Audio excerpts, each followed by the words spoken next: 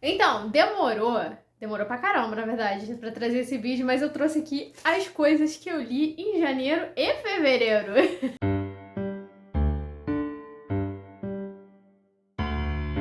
Olá, sejam muito bem-vindos ao canal. Galera, não tem mais o que explicar, é isso aí mesmo.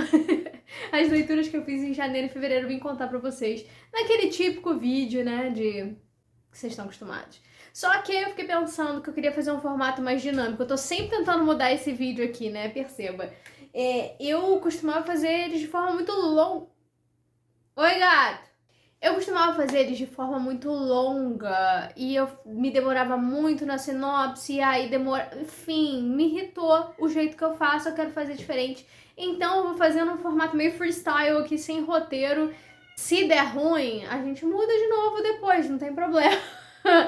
O importante é que vocês saibam tudo que eu li. Eu já comentei ao longo de vlogs aqui, de outros vídeos aqui do canal, as leituras que eu andei fazendo nesses meses, mas eu não fiz a coisa concisa, entendeu? Pra juntar tudo mesmo e ficar tudo certinho, beleza? Então vamos lá, sem mais enrolações.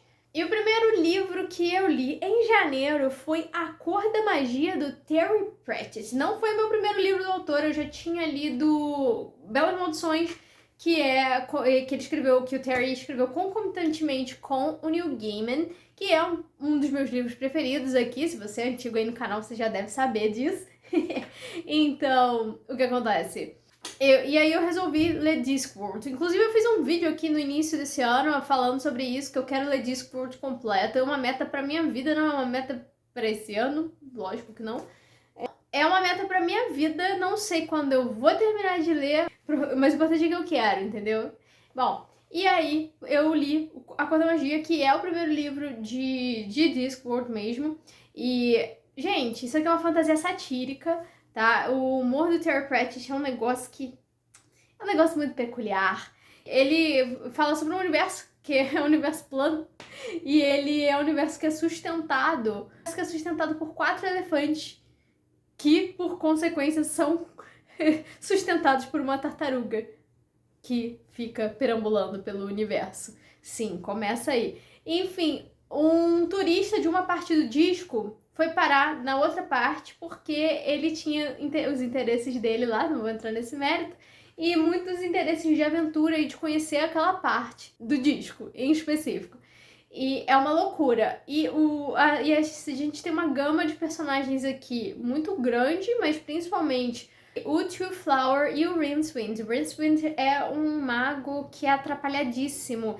Ele é poderoso, mas não é ao mesmo tempo. Ele só conhece, de fato, uma magia porque ele absorveu de um grimório que não era pra ele absorver. E é o tipo de magia que salva ele das enrascadas quando ele precisa. Só que, assim, é de forma muito engraçada. Muito engraçada. Então, como eu tava falando, eu amo o humor do Terry Pratchett. É aquele tipo de humor que parece que não faz sentido nenhum, mas ele faz. É uma fantasia satírica. Eu me diverti horrores lendo esse livro aqui. Eu acho esse livro simplesmente genial. Essa coisa dos personagens atrapalhados, assim, de alguma forma. Sem ser forçado, mas ser orgânico. Isso eu acho incrível.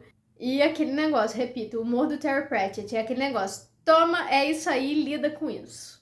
E aí, logo depois, eu resolvi ler Leve-me com Você, da Catherine Ryan Hyde. Foi o meu primeiro livro da autora. Eu não conhecia ela ainda, só de nome. E eu fiquei simplesmente apaixonada por esse livro aqui, assim, em níveis exorbitantes. Esse livro aqui é basicamente uma jornada de luto e várias outras coisas, várias outras situações familiares, assim. Basicamente é a história de um cara. Ele perdeu o filho num acidente e ele tá lidando com esse luto. E o que acontece? Ele quer levar as cinzas dele para um lugar específico onde ele prometeu ao filho ainda em vida.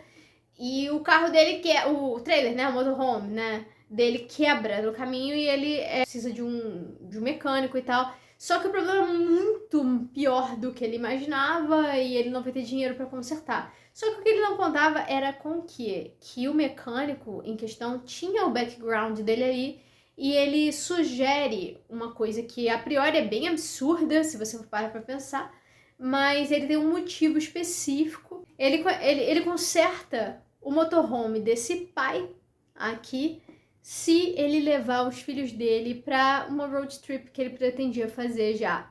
E é uma coisa absurda, porque, tipo, filho de uma pessoa desconhecida, tá ligado? Então é meio, tipo, né? Complicado. Mas, assim, é um livro lindo sobre luto, sobre encontrar família em pessoas inusitadas. É perfeito. Parece que tem vários nadas acontecendo. Parece, mas na verdade estão acontecendo micro transformações dentro dos personagens. É aquela coisa de jornada pessoal, muito interessante. Fala um pouco sobre alcoolismo e abandono parental também. E é um livro sensível e gostoso de ler na mesma medida. É daquele pra dar aquele calorzinho mesmo pra você, sabe? É lindo, lindo, lindo. E fora a capa desse livro, eu acho maravilhoso.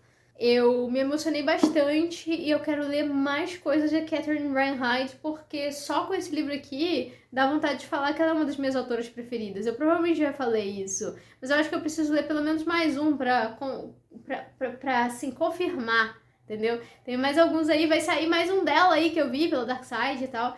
Então, tô curiosa também, qualquer coisa dela eu quero ler. Acho tudo muito interessante, das premissas eu gosto muito de ler sobre essas coisas de questões da vida mesmo e tal. Provavelmente ela vai ser uma autora preferida mesmo. Então, aí logo depois eu li De Volta aos Anos 90, da Marian Gu. E esse livro aqui, basicamente, é um drama familiar de uma garota ali do ensino médio, dos tempos atuais, que ela volta no tempo pra tentar ajudar uma circunstância com a versão do passado da mãe dela, dos anos 90 da mãe dela. Então, para mudar uma circunstância lá do presente, ela precisa mudar no passado e entender como foi a vida da mãe dela nos anos 90 para chegar até então. E elas não se dão muito bem lá, enfim, no presente, e vai ser meio com resgate dessa relação. Esse é um livro young adult, é bem legal, ele fala sobre drama familiar, né? E fala também sobre a imigração coreana nos Estados Unidos e como os descendentes viviam tanto lá nos anos 90 quanto vivem agora, o livro passa em 2023, no caso. E assim, tem suas partes divertidas, tem suas partes dramáticas, eu vou espirrar de novo. Então, tem suas partes divertidas, tem suas partes dramáticas, tem, assim, as relações familiares aqui são muito bem trabalhadas, eu achei muito legal. E uma coisa que eu gostei foi o contexto social / racial, o contraste dos anos 90 para os anos de 2023, no caso. Que é um contraste enorme e faz a gente pensar também sobre bastante coisa. Claro que é sob a perspectiva de um livro jovem, então não vai fazer uma tese de doutorado sobre isso, mas eu achei muito legal a forma como a autora tratou esse contexto racial no livro. Eu achei sensacional, de verdade.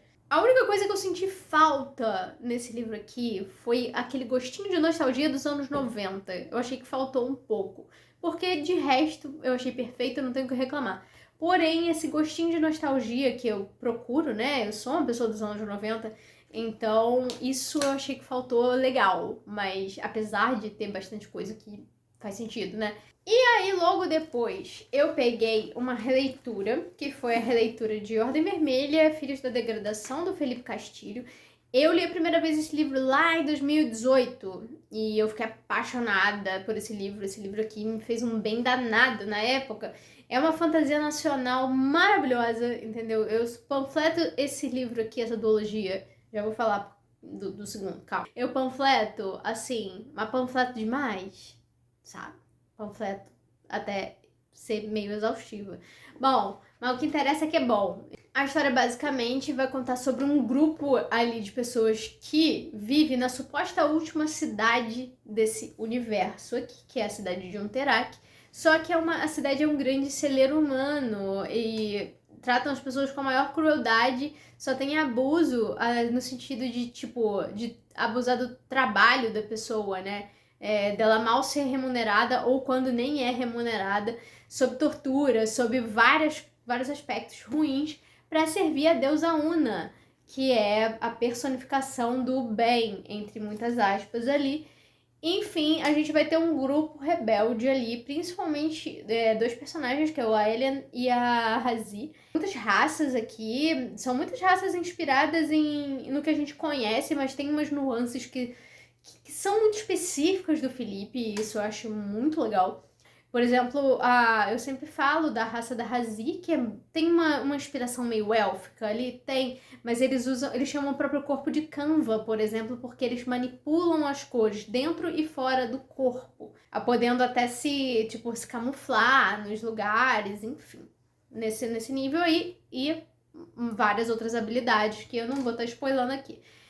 O releitura é sempre meio capcioso, né? Porque às vezes a gente muda muito a nossa percepção com os anos, mas essa daqui se manteve invicta pra mim. A única coisa que mudou pra mim foi meu senso de ritmo. Eu tinha um senso de ritmo lá atrás, que eu achava que tudo aqui acontecia devagarinho e tal, que levava bastante tempo. E não, o ritmo desse livro, as cenas acontecem de forma adequada, sabe? Acontecem num ritmo adequado. Quando tem que ser frenético, ele é frenético perfeitamente. Quando ele tem que dar uma desacelerada, ele dá uma desacelerada. Enfim, eu gostei muito novamente. E repito, as cenas de ação do Felipe são uma das melhores que eu já li na minha vida. E eu nem tô zoando, eu gosto muito de cenas de ação. E as do Felipe, pra mim, assim. E fora que, assim, world building de milhões, isso aqui. E aí, não foi exatamente nessa ordem, mas já aproveitando por aqui, eu li Ordem Vermelha, Crianças do Silêncio, também do Felipe, que é a duologia. Os livros fecham nessa história aqui, ele é um pouquinho maior e fechou com maestria. Fechou com maestria. A gente vai ter aqui o mundo ampliado, porque tem uns eventos no final do livro, no final do primeiro livro, que sugerem a ampliação desse mundo. É que eu tô tentando lutar pra não dar spoiler, falar de duologia tem isso, né? E a gente vai ter esse world building de milhões aqui, ampliado de uma forma, assim, espetacular, tá? Os personagens estão mais maduros, mas sem perder a essência deles, com novas responsabilidades, com novos traumas também. Que eles são traumatizados demais, né, por constante abuso. Eu achei que essa duologia foi finalizada com sucesso. Tem novas adições de personagens aqui que eu amei. Eu amei. Tanto a construção do lado ruim da história, quanto o lado que se alia aos nossos protagonistas aqui, sabe? Principalmente uma personagem aqui muito específica. Eu não posso falar nada sobre ela, mas eu fiquei completamente apaixonada pela construção dela e como ela foi inserida na história. Eu fiquei fissurada nessa leitura, principalmente do meio pro final. Ele, novamente, repito, cenas de ação espetacular. Tem uma lá mais pra frente que duas personagens acabam com a vida de uma coisa que eu fiquei assim, cara, que cena de ação, que sabor. Cena de ação tem meu coração assim, olha, até rimou, entendeu? Fiquei emocionada. As críticas sociais estão sempre afiadas, como é de se esperar do Felipe Castilho. Ele sempre tem críticas sociais afiadíssimas, eu adoro isso no autor. Então, assim, vão ser personagens que vão viver, assim, tranquilos no meu coração, sabe? E com certeza no futuro eu vou querer reler. Mas agora eu vou dar um tempo, né? Porque eu li agora, quem sabe daqui a uns 3 anos e tal. É uma história muito querida por mim. E eu indico pra absolutamente qualquer fã de fantasia mais dark, eu diria, ou de fantasia épica. Ou se você tá querendo se aventurar em fantasia épica, vai, sabe? Ele é meio mais puxado pro dark fantasy, mas excelente, excelente. E aí, nesse meio tempo, eu li A Vida Invisível de Eurídice Gusmão da Marta Batalha, que foi um livro que eu ganhei de páginas de Euterpe no ano passado. E basicamente fala sobre a história de uma mulher dos anos 40, que é uma mulher que tinha tudo para ser muita coisa, com muito talento para muita coisa, com muitas aptidões, com muito querendo, sabe, com aquela força de vontade de ser alguma coisa específica, mas a vida nos anos 40 para uma mulher não era tão gentil assim. É a história sobre uma mulher que poderia ter sido muita coisa, mas não foi, porque a sociedade dos anos 40 brasileira não permitiu. E aí ela teve que se submeter a casamento, etc, aquela história. Mas é muito interessante o jeito tragicômico que a Marta Batalha escreve. Eu amo dramédia, né? E esse daqui é bem é ficção histórica, mas assim, com essa vibe de dramédia, sabe? Eu adorei. Então é a história da mulher que poderia ter sido. Então, como eu disse, foi um presente que eu ganhei de páginas de Euterpe no ano passado. Eu fiquei muito surpresa com a escrita da autora, é excelente. Pelo amor de Deus, excelente. Eu adorei as pataquadas sobre viver na Tijuca, o bairro aqui do Rio de Janeiro, entendeu? Eu adorei as percepções sobre os tijucanos e sobre, e sobre o fato de viver na Tijuca, sabe? Eu amei isso. Acho que mesmo é um livro tranquilo de ler, mesmo se você não é carioca, mas tem umas coisas muito específicas aqui sobre a vida tijucana que eu achei espetacular. E outra coisa que eu gostei também é que, tipo, eu tive teve uma hora durante a leitura que eu vi, pô, toda hora a autora falava sobre a vida de todo mundo, mas meio que não focava na Eurídice. Eu falei, gente, mas por que isso? E aí eu tive um insight sobre isso. Eu não vou explicar porque pode acabar estragando a experiência de vocês, mas eu tive um insight sobre isso, então vou deixar só pincelado aqui. A autora discorre sobre a vida de muita gente, ela vai amarrando a vida de muita gente que tá no entorno da Eurídice, e a vida da Eurídice ela vai lidar mais ou menos de plano de fundo em muitos momentos do livro, e tem um motivo muito específico para isso. E quando eu me dei conta, eu achei sensacional, sabe? Trágico, porém sensacional. Esse livro é excelente. Aí depois eu li Daring, de Iva Gonzai. É um livro de língua espanhola, só que ele foi traduzido recentemente para o inglês e eu li em inglês porque infelizmente não sei ler em espanhol. Li em e-book. Não sei se está disponível no Kindle Unlimited ainda, mas se tiver eu vou deixar na tela junto com a capinha, tá? Então, basicamente é um livro sobre duas tontas em busca de adrenalina. Entendeu? É uma vibe meio Thelma Louise que a autora tentou fazer e eu acho que ela conseguiu até certo ponto e aí depois deu uma desandada, mas eu comento aqui já. É um livro divertidinho. Ele fala sobre duas mulheres que estão decepcionadas com as suas próprias vidas, uma delas com o marido e a outra com a empresa que ela gere, que, tipo, ela faz tudo e não é reconhecida, enquanto os irmãos não fazem porcaria nenhuma e são reconhecidos por isso, né? Velho machismo. Bom, e aí elas estão, por coincidência, no mesma noite, num bar e tal. E uma delas, ela, muito certinha a vida inteira, ela fala, quero cometer um crime. E aí a ideia dela era, tipo assim, roubar um carro, dirigir um tempinho ali e largar o carro de lado, entendeu? Era só um crimezinho de leve que ela queria cometer. Só que acontece um negócio. E enfim, essas duas mulheres, elas têm esse primeiro encontro nesse bar, elas não se conheciam, na verdade, só que elas acabam... Tem meio que um imã liga elas ali. Elas resolvem cometer esse crime juntas. E elas vão lá e fazem. A única coisa que elas não esperavam é que elas roubaram um carro que tinha dentro um filho de um mafioso. E aí elas se metem numa enrascada lascada. A ideia é sensacional. Tinha tudo pra ser, assim, excelente, entendeu? E essas mulheres, elas vão ter um envolvimento ali, etc, etc. Então a autora vai cozinhando isso, essa tensão entre elas, a tensão da questão da máfia, a questão de tudo. E aí ela desenvolve porcamente, entendeu? Desenvolve bastante mal. A ideia é excelente, mas é um livro mal desenvolvido. Porém, me divertiu. Ela soube criar uma conexão com esses elementos que ela se propôs muito bem, só que ela forçou um pouco. Eu achei o romance muito truncado, muito assim, sabe? Não funcionou muito bem, eu não consegui acreditar muito. O livro perde muito quando ele começa a botar uma narração de uns policiais do nada. Acho que faltou ousadia na resolução dos conflitos, porque a ideia é muito ousada, e aí ela vai lá e resolve o livro como se fosse uma comédia romântica, sabe? Ao invés de trazer... Não é nem problema de ser uma comédia romântica, eu até gosto. Só que assim, ela propôs uma coisa e ela transformou em outra, só que não de uma forma orgânica, ficou truncado, sabe? Não ficou bem escrito. Mas mesmo assim, com todos esses problemas, acabou me divertindo. Então, achei sucesso, né? Enfim. E nota, não tô fazendo menos de comédia romântica não, porque eu gosto, tá? Eu só acho que a proposta dela era uma, e aí ela trouxe pra outra, e aí transformou uma terceira coisa misteriosa ali, que acho que não ficou tão boa assim. Ela tentou trazer uma investigação policial também no meio, e minha querida, decide o que você quer contar com essa história. Aí logo depois eu li A Lenda de Korra, Guerra Territorial, uma HQ. Tá ruim de pegar ali, gente, eu vou pegar não. Mas tá aí. Eu não sei se eu cheguei a comentar em algum vlog, mas eu li. E eu adorei Korra. Ele fala dos eventos imediatos após o término da animação, né? que terminou lá em 2014. Então pega os eventos imediatos das férias que a Korra e a Asami tiram e como vai ficar o mundo depois disso tudo. Porque nenhuma transformação acontece de forma branda, né? Tem que mexer na estrutura para ter um negócio diferenciado, entendeu?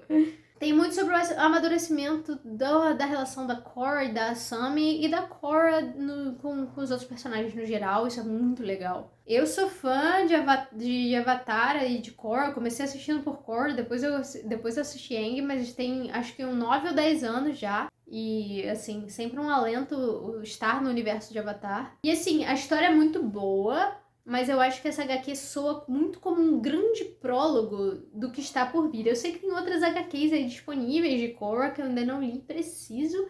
Não sei se elas vêm para o Brasil, gostaria muito. Essa daí veio pela Intrínseca. E Intrínseca, nunca te pedi nada, traz aí Korra pra gente, todas as outras HQs. Eu sei que tem outras e eu gostaria muito de ler. Porque o preço das HQs gringas tá bem salgado. E por isso que eu ainda não cogitei pegar. Mas eu sei que existe. Enfim, Korra tem um lugar muito especial pra mim. Foi muito importante na minha própria trajetória pessoal. E, enfim, eu sempre tenho um carinho muito grande por essa história. Aí depois eu li Assistente do Vilão, da Hannah Nicole Marer. E esse livro aqui, basicamente, vai falar... É uma fantasia, uma romantasia, né? Que vai... A menina tá desempregada, coitada. E ela precisa de um emprego a qualquer custo. E ela cruza o caminho com o vilão ali do universo que ela vive, né? Do mundo que ela vive. O considerado vilão. E ele não pode deixar... Ela acaba sabendo demais. E ele não pode deixar que ela saia dali daquele lugar com tanta informação. Junto ao fato que ela precisa de um emprego. Ele emprega ela e ela vai ser assistente do vilão. Isso aqui vai ser uma trilogia, tá? E que eu não estarei lendo. Eu li o primeiro e tá bom pra mim. Eu achei essa premissa aqui excelente. Pra mim tinha tudo pra ser muito bom. Mas pra mim não funcionou. Pra mim, pra você funcionou, ótimo. Eu sei que tem muitos fãs fervorosos desse livro aí. E tá tudo bem. Você pode ser fã fervorosa. Eu sou fã fervorosa de muita coisa na vida. Só que esse aqui realmente, esse livro não foi pra mim. Eu achei, assim, muito pouco conciso, mesmo pro tipo de humor que ela se propôs a fazer. Ela se propõe a fazer um humor bem, assim, na superfície mesmo. É pra um livro pra te divertir e tal. Pra quem comprar a premissa dele, né, claro. Pra quem conseguir se envolver com esse livro, não é o meu caso. Eu entendo a intenção da autora, eu acho louvável. Só que como eu não tive conexão com o livro, não funcionou pra mim. Vou falar aqui mal mesmo, e é isso. Eu achei ele muito pouco conciso, ele é extremamente mal construído, e não é porque é uma romantasia, pensei assim, cara, já li um monte de romantasia que é bem construída pra caramba, tá? Fora que pode tirar uns 200 páginas aqui que ela simplesmente enrolou e o livro ia ser melhor. E mesmo com 500 páginas disponíveis, ela não conseguiu desenvolver satisfatoriamente essa história. Mas um ponto positivo aqui é que tem um sapo aqui que é muito legal. E só ele mesmo. Não achei que nenhum personagem aqui tem carisma também, pra me segurar a leitura. Eu odiei a protagonista, achei o vilão tosco. Talvez me apedrejem por causa desse livro aqui. Paciência, não gostei. Mas assim, isso foi uma experiência minha. Minha verdade não é absoluta, ainda bem, porque senão o mundo ia ser muito chato se a minha verdade fosse absoluta. Ainda bem que não é, entendeu? Então, essa foi a minha experiência individual. Se a sua foi diferente da minha e você amou esse livro, cara, que bom. E tá fazendo sucesso desgramado, vai lançar o segundo, depois vai ter o terceiro, enfim. Que bom, que venda bem. Aproveitando que eu tô aqui, se você ficou até aqui, você se inscreva neste canal cheiroso. E aproveita e deixa aquele like que me ajuda demais. Comente aí embaixo se vocês leram algum desses livros aí que eu citei. Se vocês gostam, se vocês não gostam. E é isso. Eu não gosto muito de falar mal de livro, não. Porque, pô, é uma experiência que sempre é individual, saca? E... Enfim, não gosto muito de falar mal de livro não, mas tem uns que são um pouco inevitáveis. E assim, voltando ao que eu tava falando, se você for comprar alguma coisa, qualquer coisa, absolutamente qualquer coisa, use meu link de associado, tá? Fica toda a informação na descrição. E é isso, galera. Muito obrigada por vocês terem assistido até aqui. A gente se vê no próximo vídeo. Tchau!